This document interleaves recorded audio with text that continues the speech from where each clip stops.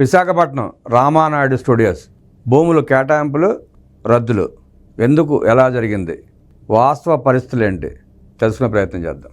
2003లో చంద్రబాబు నాయుడు గారు ముఖ్యమంత్రిగా ఉన్నప్పుడు సినీ పరిశ్రమని ఉత్తరాంధ్రలో అభివృద్ధి చేయాలన్న ధ్యేయంతో రామానాయుడు స్టూడియోకి 34.44 సెంట్ల భూమిని రామానాయుడు స్టూడియోకి కేటాయించడం జరిగింది. స్టూడియో నిర్మాణం చేయటం, సినిమా షూటింగ్లు జరగడం జరుగుతూనే ఉంది.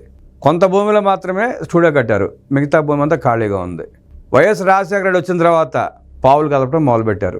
దాన్ని ఆక్రమించుకోవాలన్న దుర్బుద్ధి మొదలైంది. ఆ టర్మ్లో కుదరలేదు. 2019లో వైఎస్ జగన్మోహన్ రెడ్డి సీఎం అయిన తర్వాత దాని మీద కన్ను వేసి వాళ్ళని బెదిరించి దాంట్లో 5 ఎకరాల భూమిని ఆయన పేరు మీదో లేదంటే తన బంధువర్గం పేరు మీద ట్రాన్స్ఫర్ చేయించుకుని ఒక జీవో తీసుకొచ్చారు. చంద్రబాబు నాయుడు గారు ఇచ్చింది సినిమా పరిశ్రమ అభివృద్ధి కోసం షూటింగ్ల నిమిత్తం మాత్రమే. దాన్ని లేఅవుట్ చేయడానికి కానీ తదితర కార్యక్రమాలకు వాడుకుంటాకు వీలు లేకుండా ఆ రోజు ఇవ్వడం జరిగింది. జగన్మోహన్ రెడ్డి సీఎం అయిన తర్వాత జీవో తీసుకొచ్చి దాన్ని ప్లాట్లుగా విభజించుకోవడానికి అవకాశం కల్పించి తను 5 ఎకరాలు దాంట్లో తీసుకోవడం జరిగింది. ఆ వార్త అండి ఒకసారి చూద్దాం. రామానాయుడు స్టూడియోలో 15.17 ఎకరాలు వెనక్కి ఆ భూములు దుర్వినియోగమైనట్టు గుర్తించిన రాష్ట్ర ప్రభుత్వం. విశాఖపట్నంలో సురేష్ ప్రొడక్షన్స్ కేటాయించిన భూమిలో దుర్వినియోగమైనట్టు గుర్తించిన 15.17 ఎకరాలను వెనక్కి తీసుకోవాలని రాష్ట్ర ప్రభుత్వం నిర్ణయించింది. వెంటనే నిర్వాహకులకు షోకాజ్ నోటీస్ ఇవ్వాలని విశాఖ కలెక్టర్ను గురువారం ఆదేశించింది.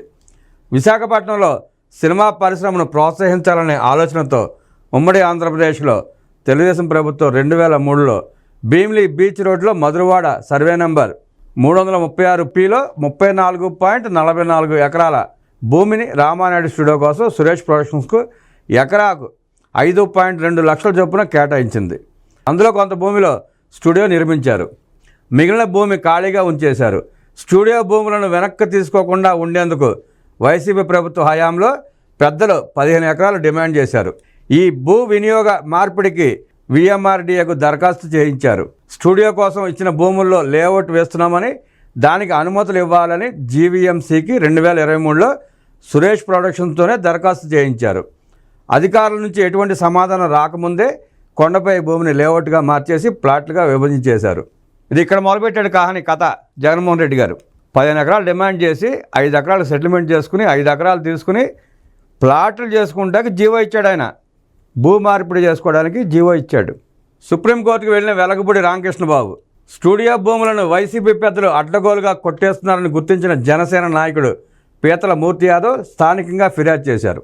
విశాఖ తూర్పు ఎమ్మెల్యే వెలగపూడి రామకృష్ణబాబు ఇదే అంశంపై సుప్రీంకోర్టులో కేసు వేశారు. అది కోస్తా నియంత్రణ మండలి పరిధిలో ఉందని, ఢిల్లీ స్థాయిలో అనుమతులు అవసరం కాగా జిల్లా అధికారులు రాజకీయ ఒత్తిళ్లకు లొంగి లేఅవుట్కు అనుమతులు ఇచ్చారని తెలియజేశారు. దీంతో ఆ భూమిలో లేఅవుట్ వేయకూడదని కోర్టు స్టే ఆర్డర్ ఇచ్చింది. దీంతో వైసీపీ పెద్దలు ముందుకు వెళ్ళలేకపోయారు. కూటమి ప్రభుత్వం రావడంతో విశాఖ తూర్పు ఎమ్మెల్యేగా మళ్లీ గెలిచిన రామకృష్ణబాబు ఈ భూములు వెనక్కు తీసుకోవాలని ప్రభుత్వాన్ని కోరారు. దీనిపై కలెక్టర్ను ప్రభుత్వం నివేదిక కోరింది. నిబంధనలకు విరుద్ధంగా సురేష్ ప్రొడక్షన్ సంస్థ 15.17 ఎకరాల్లో లేఅవుట్ వేసిన మాట నిజమేనని కలెక్టర్ నివేదించారు. దీంతో ప్రభుత్వం ఆ భూమిని వెనక్కి తీసుకోవాలని కలెక్టర్ ఆదేశించింది. అది 5 ఎకరాలు నొక్కేసి మిగతా భూమికి, ఖాళీగా ఉన్న భూమికి లేఅవుట్ వేసుకుంటే పర్మిషన్ ఇచ్చింది జగన్మోహన్ రెడ్డి ప్రభుత్వం. ఆ సురేష్ ప్రొడక్షన్స్ని భయపెట్టి బెదిరించి చేసిన తతంగం ఇదంతా. ఆనాడు జరిగిన వాస్తవ పరిస్థితులు ఏంటో సురేష్ ప్రొడక్షన్స్ నీళ్ళు అడిగితే నిజాలు బయట పెట్టే అవకాశం ఉంది. వాళ్ళు బయట పెట్టకపోతే జగన్ రెడ్డి తీసుకున్న 5 ఎకరాలు ఎక్కడ ఉంది, ఏమైంది తెలియజెప్పాల్సిన అవసరం కూడా ఉంది. దొరికిన గాడికి దోచేశాడు జగన్ రెడ్డి.